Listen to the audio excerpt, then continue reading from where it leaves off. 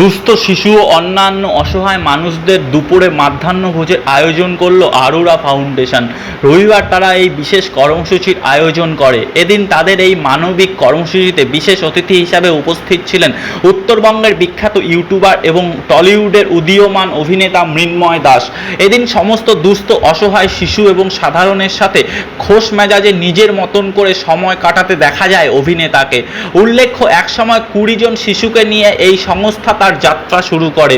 তাদের বিনা পয়সায় পড়াশোনার দায়িত্ব নেয় এই সংস্থা, কিন্তু বর্তমানে সময়ের সাথে তাদের এই সংখ্যাটা 150 গণ্ডি ছাড়িয়েছে। আজকের এই কর্মসূচিতে শিশু ও অসহায় মানুষগুলিকে খাওয়া দাওয়া করানোর পাশাপাশি বিভিন্ন উপহার সামগ্রীও তুলে দেওয়া হয়।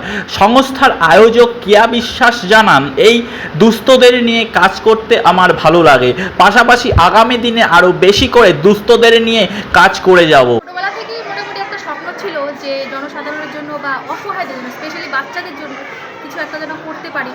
তো তেমন সামর্থ্য আমাদের নেই যে তাদের পুরোপুরি দায়িত্ব আমরা নেব।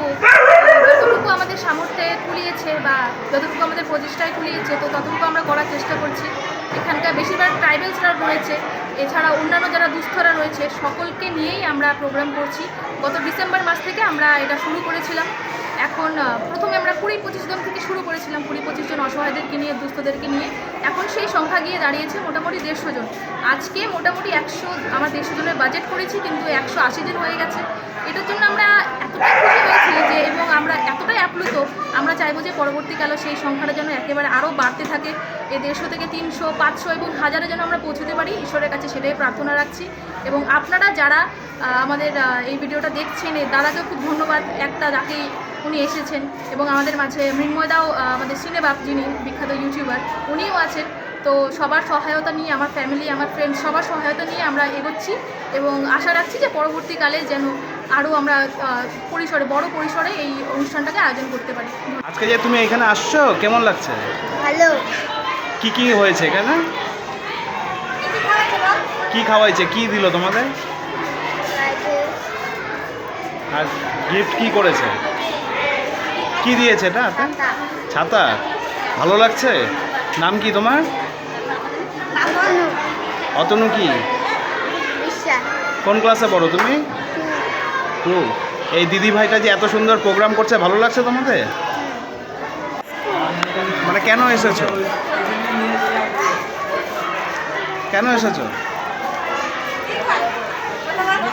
আজকে যে প্রোগ্রামে তুমি আসছো, ভালো লাগছে? কি কি দিয়েছে তোমাদের আজকে?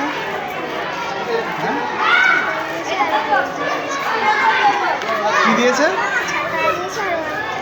আরো অনেক কিছু দিয়েছে। ভালো লাগছে তোমার? তোমার নাম?